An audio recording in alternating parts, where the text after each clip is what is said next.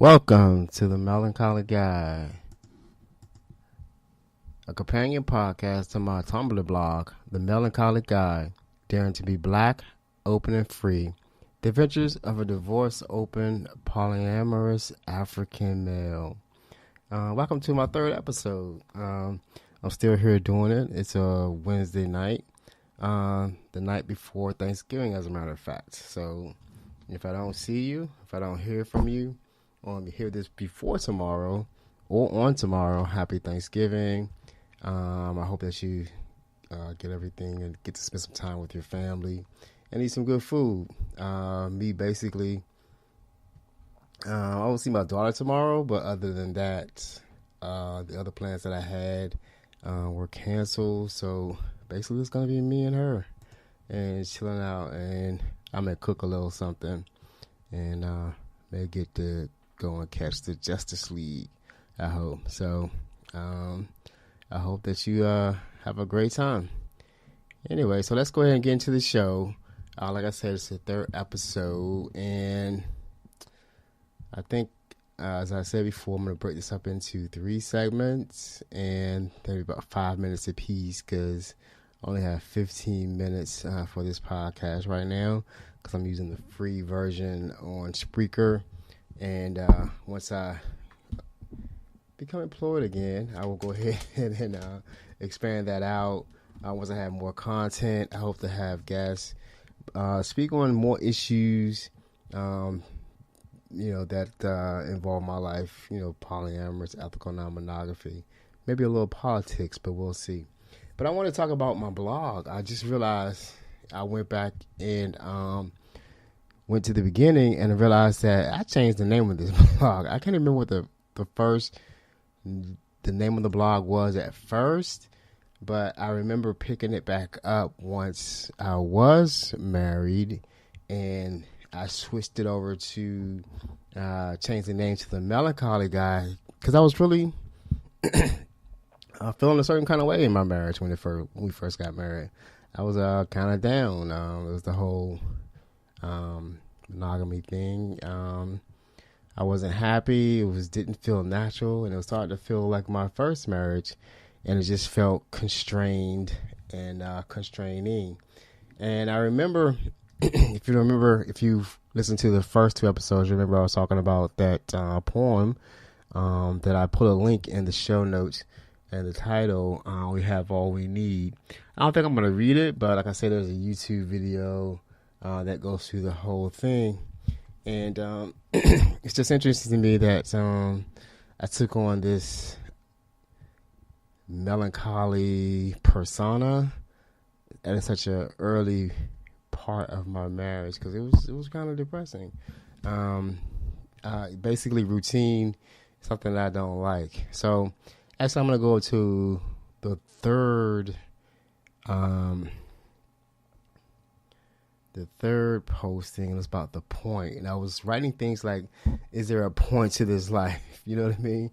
Because I felt like just getting up, catching the train, going to work, just that hustle and bustle, only to get home drained and then get dressed and do it again, was just a bit much. It didn't excite me at all. Like I said, I had the DJ business that we had started, and I'll talk about that more. It was Next Level Event Services. And that was a highlight of my life, basically doing the gigs, planning the gigs, getting the clients, advertising for the clients. Going after that business was something that did excite me. And we shared a bit of that between us two, but mostly it was just me. And so I was really expressing or writing about, all the things that I was going through. And it was important for me to have that outlet. Now, it probably would have helped me more if I had kept it up. You know what I'm saying? Writing, I think, is kind of cathartic for me. Like, this is kind of cathartic for me. Just getting to the core of my emotions and motives and being able to express how I'm doing and creating, I think, is also very cathartic to me. So it's just interesting to me that took on that persona of being like this melancholy person when I'm really not.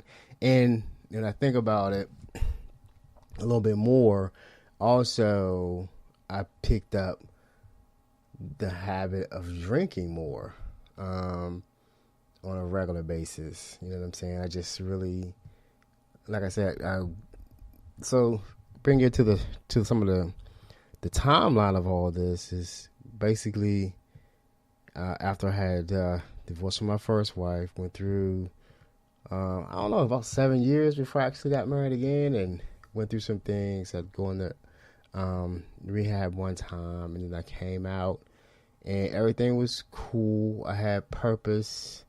Went after, and I met my second wife. So in that time in between, I was pretty sober.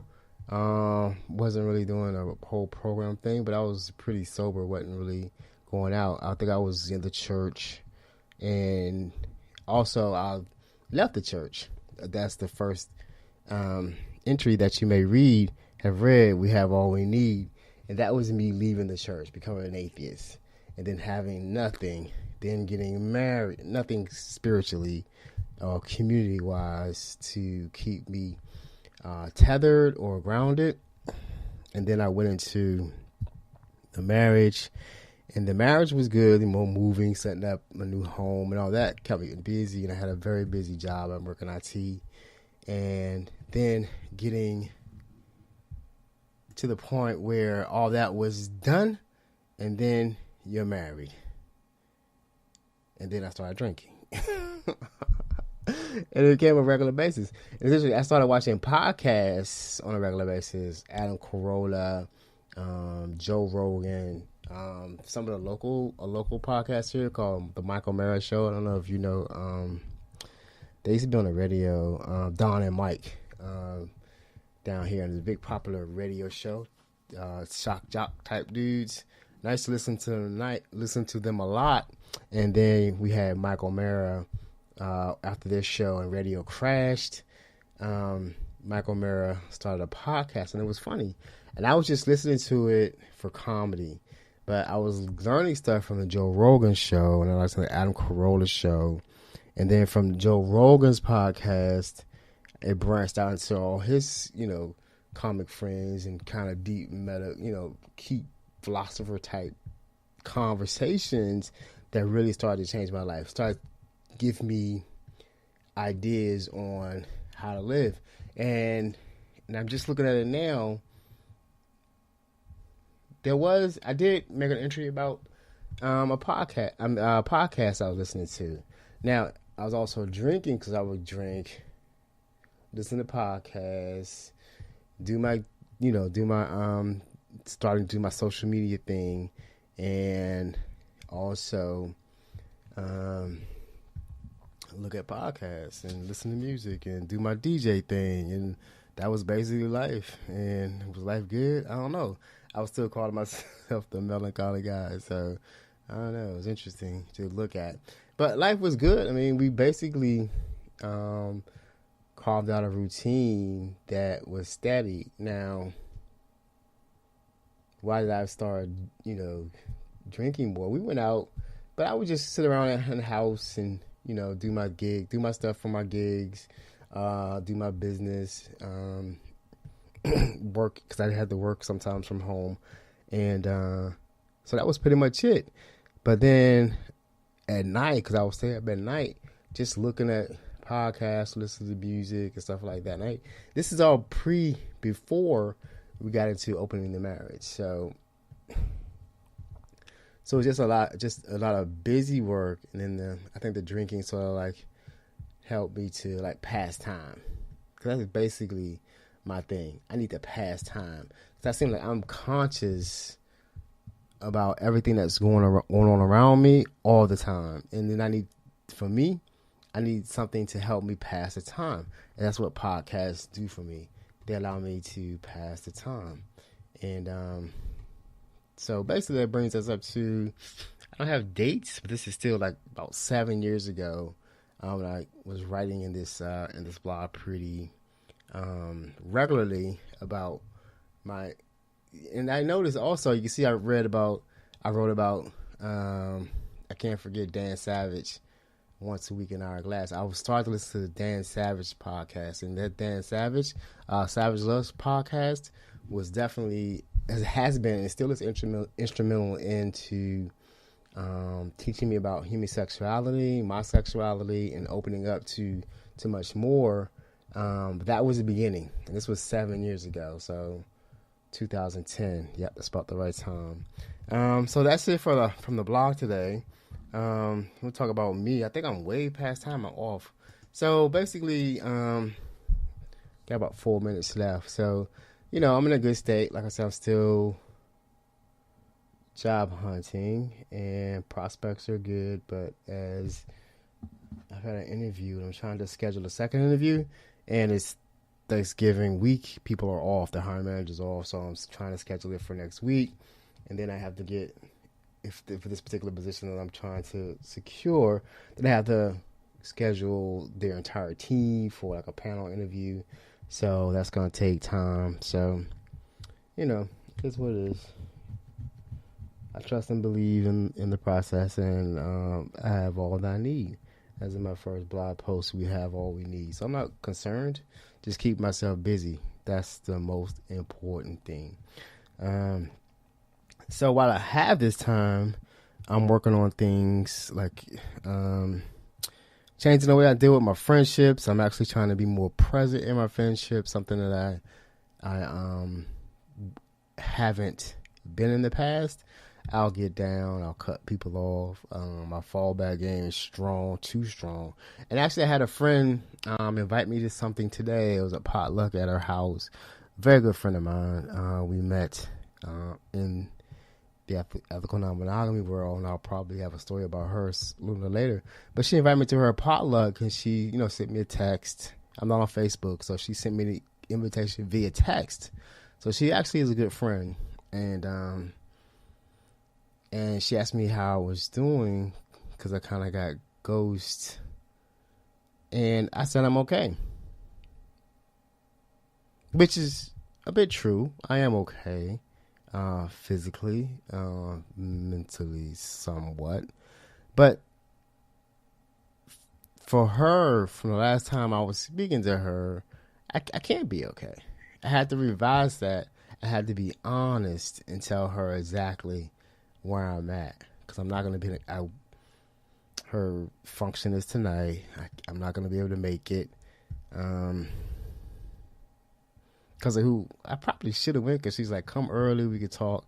I probably should have went. I could have got there, but I have this pride thing about how I go out. I got to go out correct. You know what I mean? I got to go out with a pocket of dough, all that. So I need to get over that. Anyway, because she invited me, and she's been a good friend. Anyway, so I sent back and told her, nah, I'm not okay. Going through a lot of stuff. And she thanked me for it, and that's when she said, you should come early so we could talk. And I didn't do that. So I'm working on being a better friend. I'm down to about a minute left. One thing I want to do since I started this podcast, the intro and outro music, I actually got that from Ben Sound at bensound.com. So it's royalty free. And all the site says is just give a shout out or let people know where you got the music from. So I got that music from bensound.com. And I host my website on Spreaker. Spreaker.com, and I don't think I mentioned it. My Tumblr is melancholyguy.tumblr.com. I post pretty frequently now, and at least I try to post once a week. I have some big longer posts I'm working on, down 20 seconds. So if you listen to this, thanks a lot. If you don't, thanks a lot. I appreciate you. Always remember to love and respect yourself first, and if you do that, everything else should flow.